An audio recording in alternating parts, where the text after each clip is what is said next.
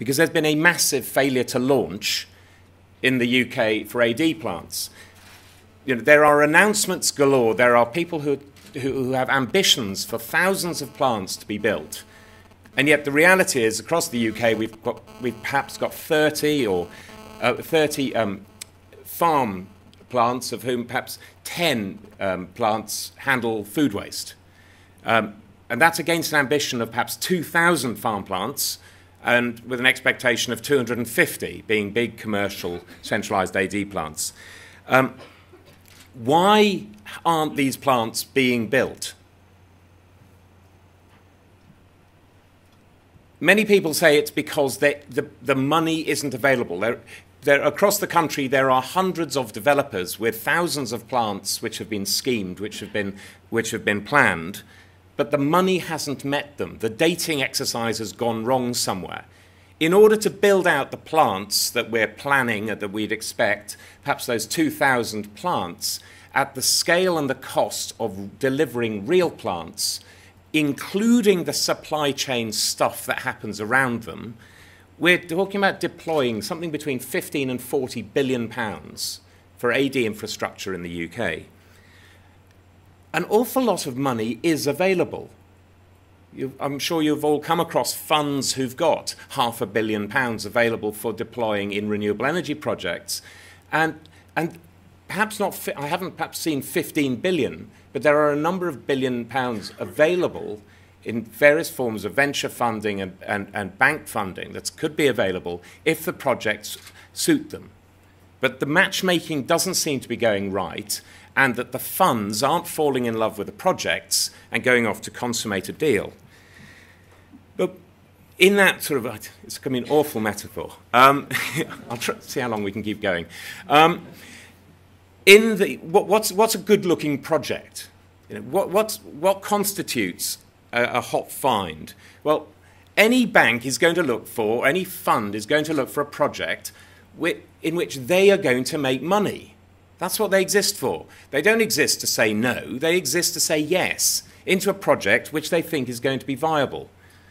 All you have to deliver to get a project financed is a project that's going to be profitable, that's being managed by a competent team. The sort of dimensions of what viable looks like means you've covered off all the engineering risks, the feedstock and outputs risks, the site is you can deliver on the site, you control it, and you can get consent for it, and that you're competent to run the operations, and that they will run on long enough for whoever's putting their money in to get a return on that money.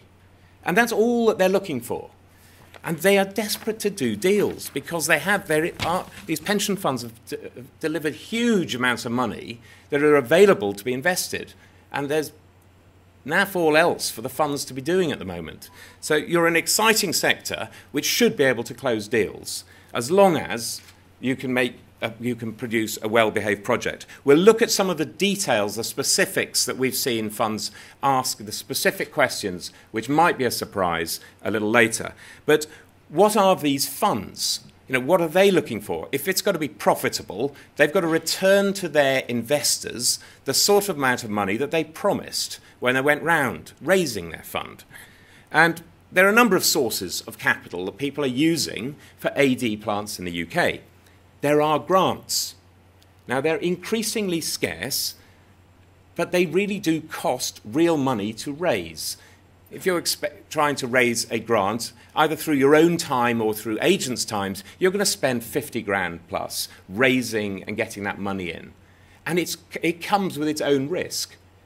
Some of that money might disappear. You might get a government change or a government policy change. And what seemed most likely to happen, and certain availability of funds 6 months ago, suddenly vanishes away. But grants, dirt cheap if you can get them. You can self-finance projects. You can use your own cash. And if you happen to have the 2, 4, 5, 10 million pounds in your pocket, fantastic.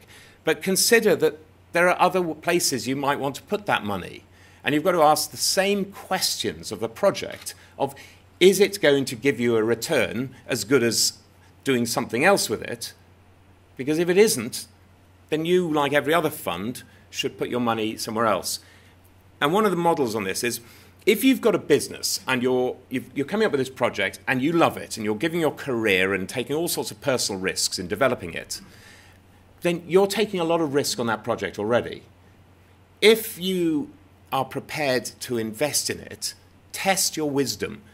If you can't find someone else who's prepared to invest in it, trust their wisdom. And if you can find someone else who's prepared to invest in it, my goodness, you're already investing all your life in it, so perhaps you want to hedge a little bit and put some money into another asset class. Many projects are being financed by mortgages, sort of agricultural mortgages on other assets. This is the classic where the throwaway remark, this is where you can really bet the whole farm on one project. It might be the only way you can finance a project, and you can get money at sort of classic agricultural mortgage rates, probably between 5 and 7% at the moment. And that's super, but you aren't really commercially financing your project. The other two classes of funding are commercial.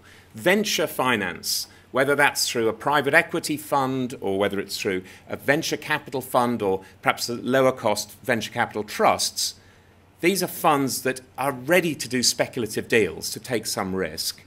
And they're prepared, they need to get a return of the order of 15 to 25%, which sounds huge when you think about the money you get on deposit in a bank. But there are very few venture capital funds who make a decent return. There's one which is Index Ventures in Geneva, are probably renowned to be the best performing venture fund in Europe.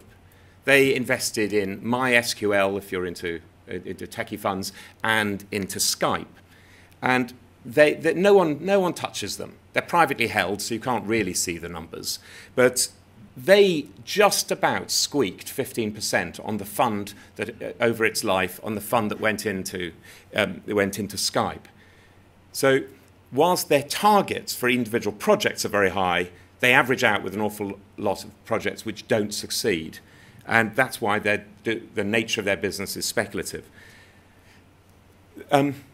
Straightforward bank finance is sort of classic debt. Classic debt will cost you, if you can raise it, about 250 basis points above base on it for 10 years. That means you're locking in money that's costing you 6.5%, 7.5%, depends how it moves between now and financial close of a project. But you're locking in that sort of cost of capital. The problem is, the only one who's actually playing at the moment are the venture funds. Not all the just expensive ones. People like venture capital trusts perhaps have slightly lower return ambitions. And why is that? We have many people say, I've got a fantastic project and the banks won't touch it. Well, this is the reality. Banks, on the whole, won't touch projects in the UK because it's not very well understood. This year, very few banks will offer any debt secured against a new type of plant because there aren't many, and there are even fewer that are actually making money. So when it comes to the decision of the investment committee or the credit committee, no one is going to put their career on the line and say, I am sure that this plant will work. In a few years, if we fast forward 2, 3, 5 years, when some of the early plants have proven themselves, then banks will be ready to come along. And their level of relatively low risk taking will suit the projects that are then available. But right now, it's inappropriate, and it's no point any of us banging on and saying, I need the banks to come along. We own them. They're nationalised, whatever. They ought to be giving us debt. Well, they oughtn't, because it is a high-risk investment. So the actual cost of capital for your projects varies through the stages of the project. We've got sort of the classic 3 stages. There's development. Development is everything from when you're designing it, you're getting the concept through feasibility, checking the numbers work, finding sources of feedstock, finding a site, getting planning, everything up to what's technically known as financial close, when the big money comes into the project. And then you start construction, start build phase. money that comes into the project development has to reflect, the cost of that has to reflect the fact that most projects don't get off the ground. So it is really going to cost you 30%. And if you're funding it yourself, make sure you're charging the project 30%. If you're putting in £250,000 of your own money, or £50,000 or £1,000 or some of your time, make sure you note that down and record it so that when someone co-invests with you a year later, that you can say, well, I've already invested this much money myself. It might be sweat equity, but I've already invested this. And I need a return on that too. Because otherwise you give all the high returns to people who only have cash. When a project gets to financial close, there are a number of funds who can lead with a little bit of a venture fund, and they might bring some debt along too. And the total return, the hurdle that you need to get your project over, is offering at least 15%. With reasonable tests, not in extremists, reasonable tests, 15 to 20% hurdle is the level of performance a project needs to have in order to get financed now. And if it doesn't, then it won't get financed now. And if it doesn't, given how risky some of these things are, perhaps you need to just hold on to it for a few years. Once a project has proven itself, it's up, it's commissioned, its contracts are proven, you've built it and the waste has come, you've got something which is operating, which has got perhaps a year or 2 years of real numbers under its belt, and they're good numbers, no point having 2 years of losses, 2 years of profit, then you can potentially refinance and bring in that fantastic low-cost bank debt at something like 6%. But these numbers, sort of 30% speculative hurdle, 15% at financial close, and 6% total return on your project after it's bedded down, are real numbers that you need to produce a project to. That's the return on the total capital involved in order to get it financed by anyone else's money. Because the fact is, most of the projects that have been built so far in the UK haven't been financed by commercial money. They've been financed by grants, they've been financed by enthusiasts, they've been financed by other businesses with particular interests. But there may be one or two exceptions, but almost no plants in the UK have been properly financed on commercial terms so far. Okay, so that's what the bankers are looking for. And when they think they've found a project, they're going to really start checking it out. And this is where I want to run through the sort of the hurdles that have surprised people. So if you've got a project and you think, yes, fantastic, it's a good, sensible, well-behaved project, it's going to hit a return. I now want to take it to some funds to raise the money. They're going to put their slide rule over it and check it out. There are a few surprises in what they expect, and just want to go through them. They're going to look at everything, because ultimately they have to make a single binary investment decision. There's going to be an investment committee or a credit committee meeting, and all the partners are going to sit around and say, are we going to put our money on this? All the way up till that meeting, they're going to be, the analysts are going to be looking around your project, trying to find reasons not to do it. The partners want to do it, but if the analyst lets them do a deal which goes wrong, they lose their job. So they're going to be testing out. So they're going to look at absolutely everything to be sure that they're going to invest in something which will be successfully built, successfully commissioned, and will operate in the long term profitably. So they'll look at all those names and more. There is a fantastic checklist which RAP and ADBA have been drafting together. So if you've got a project and you're preparing for engaging with funds, then get a hold of that and go through it and do your own checking. Quickly going through these, the first one, engineering and operations.